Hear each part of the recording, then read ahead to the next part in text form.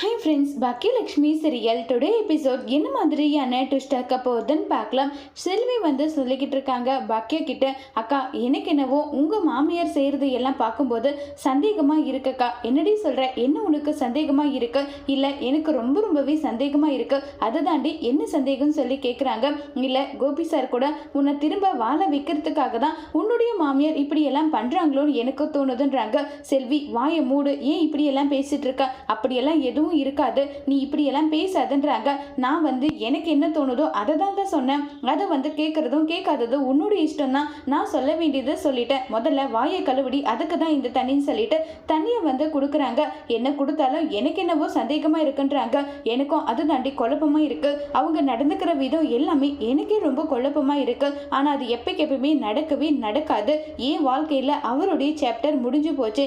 என்ன ஒரு காரணத்துக்காகவும் அந்த ஒரு விஷயம் நடக்காது, நான் நடக்கவும் விட மாட்டேன் நல்லா சொல்லிட்டு ரொம்பவே கோவமா சொல்லிக்கிட்டு இருக்காங்க.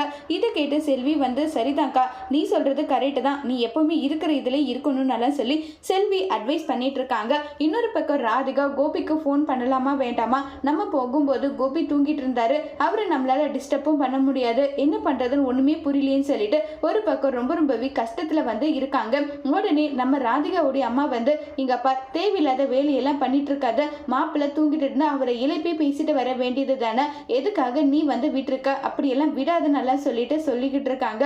இதை கேட்டதுமே எனக்கு ரொம்ப பயமா இருக்கு நல்லா சொல்லிட்டு ராதிகா ஒரு பக்கம் ரொம்பவே ஃபீல் பண்ணிட்டு இருக்காங்க. அடுத்த ட்ராக்கா இப்ப நம்ம கோபி இனியாவுக்காக அவங்களுடைய அசைன்மெண்ட் எல்லாமே எடுத்துட்டு கொடுக்குறாங்க. எடுத்துட்டு கொடுத்து அது எல்லாம் பார்த்துட்டு இருக்காங்க.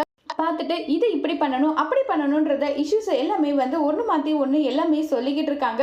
இதை கேட்டதுமே ரொம்பவே வருத்தப்பட்டு ரொம்பவே ஃபீல் பண்ணிட்டு, இதே மாதிரி என் பையன் எப்பயுமே இருந்தால் எந்த அளவுக்கு என்னுடைய வீட்டில் சந்தோஷமாக நாங்கள் இருப்போம், அப்படியெல்லாம் இருக்கணும் நல்லா சொல்லிட்டு ஒரு பக்கம் ஃபீல் பண்ணிட்டு இருக்காங்க. தண்ணி குடிக்க போகிறேன், நானே போய் குடிக்கிறேன்னு சொல்லிட்டு கோபி கிச்சனுக்கு போகிறாங்க. அங்கே பாக்கியா சஜஷன் பண்ணிட்டு இருக்காங்க. இன்னும் டெவலப் பண்ணணும், என்ன பண்ணுறதுன்னு தெரியல நல்லா சொல்லி பேசிட்டு இருக்கும்போது உடனே கோபி நேராக போயிட்டு, எனக்கு ஹெல்ப் பண்ணுறேன், நான் உனக்காக ஹெல்ப் பண்றேன் பாக்கியா, உனக்காக கண்டிப்பா நான் ஹெல்ப் பண்றேன்னு சொல்லிட்டு எல்லாம் சொல்றாங்க. இதை கேட்டு பாக்கியா ஷாக் ஆகுறாங்க. அதோட இந்த எபிசோட முடிச்சிருக்காங்க.